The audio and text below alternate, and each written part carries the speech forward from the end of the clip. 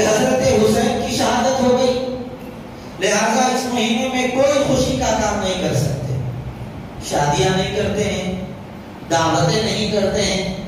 بعض لوگ تو اس مہینے کے اندر اتنی شدت برتتے ہیں کہ شادیوں کی تاریخ بھی طے نہیں کرتے،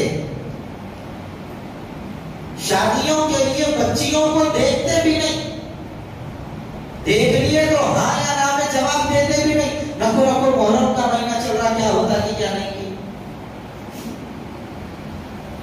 یہ غیروں کی ذہنیت ہے جو مسلمانوں میں آ گئی ہے۔ یہاں سوچ رہے ہیں محرم میں شادی طے کر لیے تو کیا ہوتا کہ کیا نہیں کی، محرم میں شادی کر دیے تو کیا ہوتا کہ کیا نہیں کی۔ وہاں باجے بجا کے نہیں سوچ رہے، یہ غیروں کا طریقہ ہے، شادی میں برکت آتی کی نہیں آتی کی۔